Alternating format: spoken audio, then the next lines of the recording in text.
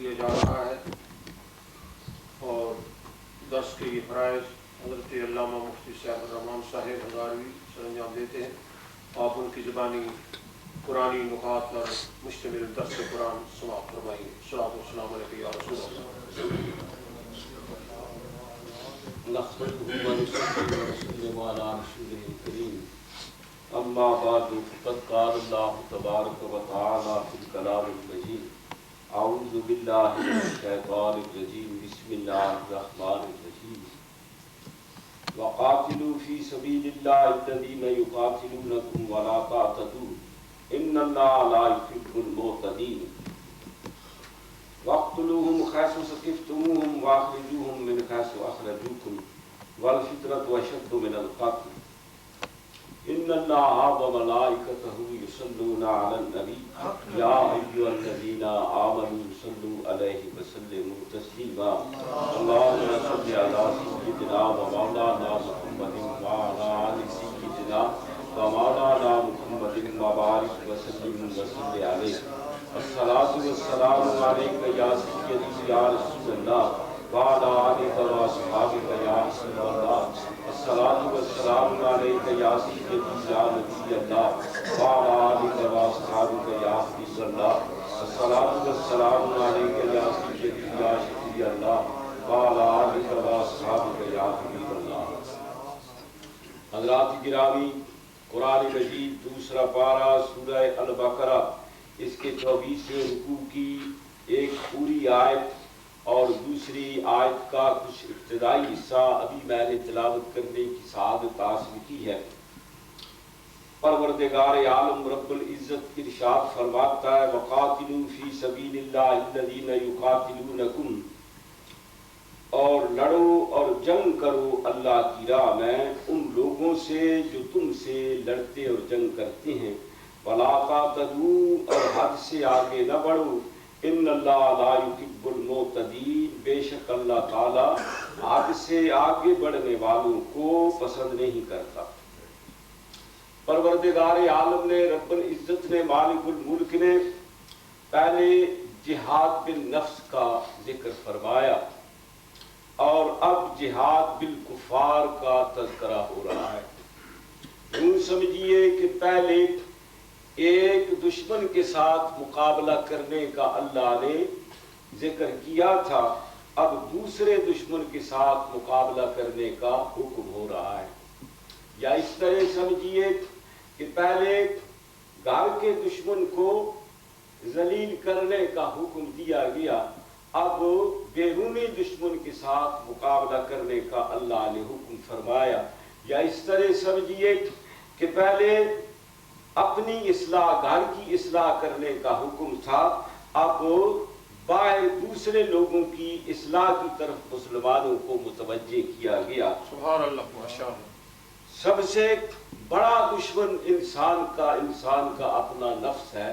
چنانچہ حدیث میں آتا ہے سرور کائنات امام الانبیاء علیہ تحیۃ والثناء ارشاد فرماتے ہیں آتا عدوک کا الذی بین جنبیک، تیرا سب سے بڑا دشمن وہ ہے جو تیری دو پسلیوں کے درمیان موجود ہے، یعنی نفس امارہ. ان النفس لامارۃ بالسوء، نفس امارہ برائی کا حکم دیتا ہے، بدکاری کا حکم دیتا ہے، برائی پر آدمی کو آمادہ کرنے کی تلقین کرتا ہے.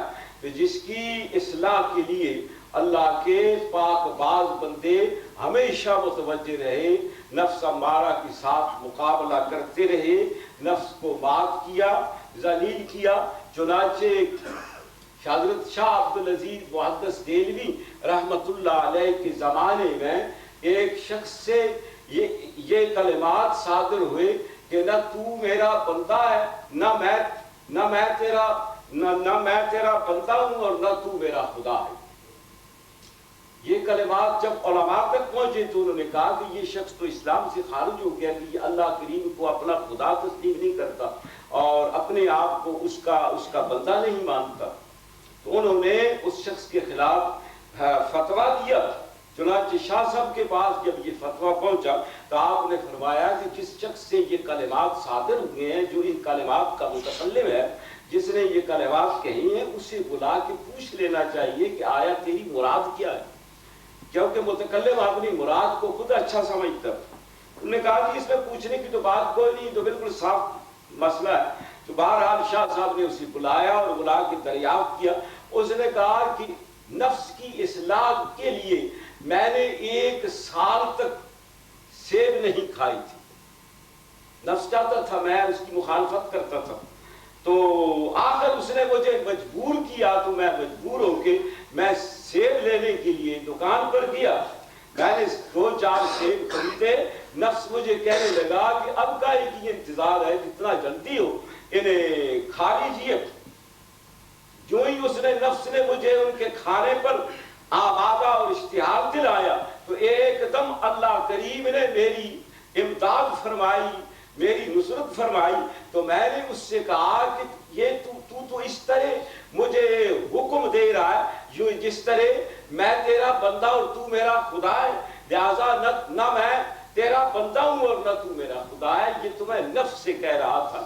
تو بات یہ ہے کہ نفس کی اصلاح کرنے والوں نے ہمیشہ ہمیشہ اپنے آپ کی اصلاح کی، نفس کو ذلیل اور خوار کر کے اللہ کریم کی رضا جوئی، اس کی خوشنودی حاصل کی.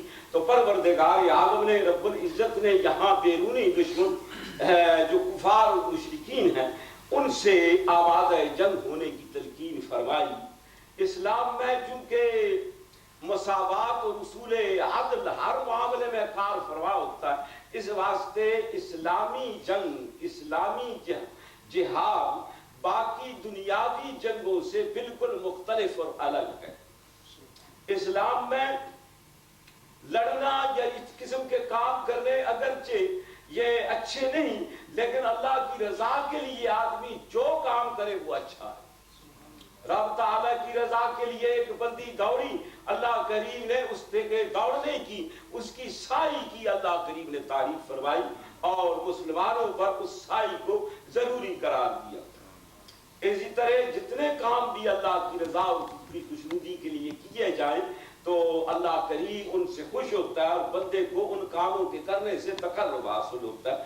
تو اسلامی جنگ اور دوسری جنگوں میں بنیادی طور پر فرق یہ ہے کہ باقی جتنے لڑنے والے، جنگ کرنے والے، وہ حصول دنیا کے لیے لڑتے ہیں، مال اور زر کے لیے وہ جان کی بازی لگاتے ہیں، اپنی شہرت اور ناموری کے لیے وہ میدان کارزار میں کود پڑتے ہیں، اور اپنی تشہیر کے لیے، اپنے آپ کو دلیر اور بہادر ثابت کرنے کے لیے اس قسم کے جنگی کارنامے سر انجام دیتے ہیں. لیکن مومن اور مسلمان، اس کا مطمح نظر، اس کا بنیادی نظریہ یہ ہوتا ہے کہ کچھ بھی ہو جائے، جان جائے، مال جائے، اولاد جائے، لیکن اللہ کا دین، اللہ کا نام بلند ہو. اس دین الہی کی بلندی کے لیے لڑتے ہیں. چنانچہ حدیث میں آتا ہے، غالباً مسلم شریف کی روایت ہے، سرور کائنات امام الانبیاء علیہ تحیت والسلام سے ایک شخص نے آ کے پوچھا، یا رسول اللہ، یا حبیب اللہ، میرے ماں باپ سارا جہان آپ کے تصدق اور نثار ہو، یہ تو ارشاد فرمائیے کہ کوئی آدمی ناموری کے لیے لڑتا ہے، کوئی قوم کی حمایت، برادری کی حمایت میں جان کی بازی لگاتا ہے، کوئی تعصب اور ضد کی بنا پر اس طرح کرتا ہے، کوئی اپنی دلیری اور بہادری اور جرأت کا اظہار کرتے ہوئے وہ لڑائی کرتا ہے، جنگ کرتا ہے. تو یہ فرمائیے کہ فی سبیل اللہ لڑائی کون سی ہوتی ہے، اللہ کے لیے جنگ کون سی ہوتی ہے. فرمایا حضور پاک نے کہ وَمَنْ قَاتَلَ لِتَكُونَ كَلِمَةُ اللَّهِ هِيَ الْعُلْيَا فَهُوَ فِي سَبِيلِ اللَّهِ. فرمایا جو اس لیے لڑتا ہے، اس لیے جان کی بازی لگاتا ہے، سب کچھ قربان کرتا ہے کہ اللہ کا کلمہ، اللہ کا دین بلند ہو جائے، فرمایا یہ کتاب فی سبیل اللہ ہے. تو گویا بنیادی طور پر قتال فی سبیل اللہ کے لیے اللہ کی رضا جوئی، اللہ کی خوشنودی کے لیے مومن اس طرح کرتا ہے. جہاد اتنی بڑی فضیلت رکھتا ہے کہ قرآن مجید کا 1/3 حصہ اس کے بیان میں آیا ہے. چنانچہ بے شمار آیات مقدسہ میں اللہ کریم نے جہاد کا ذکر فرمایا. ایک روایت میں آتا ہے، سرور کائنات امام الانبیاء علیہ تحیت والسلام ارشاد فرماتے ہیں، رباط یوم خیر من الدنیا وما فیہا. فرمایا ایک دن اسلامی سرحد پر گھوڑے باندھ کر نگہبانی کرنا فرمایا دنیا اور دنیا کے تمام ساز و سامان سے بہتر ہے۔ دنیا کا ساز و سامان اتنا ہے کہ آدمی اسے شمار نہیں کر سکتا، لیکن اللہ کے حبیب میرے اور تمہارے آقا و مولا سرور کائنات امام الانبیاء علیہ تحیۃ والسلام فرماتے ہیں کہ ایک تھوڑا سا وقت اسلامی سرحد پر نگہبانی کرنے والا وہ گویا ایسی نیکی کرتا ہے کہ دنیا اور دنیا کے تمام ساز و سامان سے اس کا یہ کارنامہ بہتر و عمدہ ہے۔ اچھا، نبی پاک صاحب الاولاق صلی اللہ تعالی علیہ وسلم نے فرمایا کہ شہید کے لیے سب سے بڑا اعزاز اور سب سے بڑا رتبہ یہ ہے کہ شہید جان دیتے ہی اسے اللہ کا دیدار ہوتا ہے، اللہ کریم کی اسے زیارت ہوتی ہے۔ اور ایک روایت میں آتا ہے حضور علیہ الصلوۃ والسلام نے فرمایا کوئی آدمی دنیا سے چلا جائے پھر وہ دنیا میں واپس آنے کی تمنا نہیں کرتا، کیونکہ جہاں وہ جاتا ہے وہاں کی نعمتیں اور وہاں کا سرور اور وہاں کی لطف اندیز معاملات اس قسم کے ہوتے ہیں کہ اسے دنیا میں آنے کی وہ ضرورت محسوس ہی نہیں کرتا۔ فرمایا الا شہید، مگر شہید جو ہے نا وہ جب بارگاہ رب العزت میں اس کی حاضری ہوتی ہے اللہ کریم اس سے دریافت فرماتا ہے کہ میرے بندے تجھے کوئی نعمت چاہیے، تو اللہ کی بارگاہ میں عرض کرتا ہے مولا مجھے ایک بار پھر دنیا میں بھیج تاکہ میں تیرے دشمنوں سے مخالفوں سے مقابلہ کر کے پھر تیری راہ میں جان دے کے پھر یہاں آؤں، یعنی اس سے دنیا میں واپسی کی تمنا ہوتی ہے۔ حدیث میں آتا ہے سرور کائنات امام الانبیاء علیہ تحیۃ والسلام ایک موقع پر آپ نے جہاد کرنے کا دوستوں کو ساتھیوں کو اپنے صحابہ اور جان نثار و غلاموں کو جہاد کے لیے آبادہ فرمایا، تیار کیا اور جہاد کے فضائل اور محاسن بیان فرمائے، تو ایک مسلمان خاتون برقع پوش وہ مسجد نبوی کے دروازے پہ آ کے کھڑی ہو گئی، تو ساتھیوں سے کہنے لگی کہ میں سرکار دو عالم سے ملنا چاہتی ہوں۔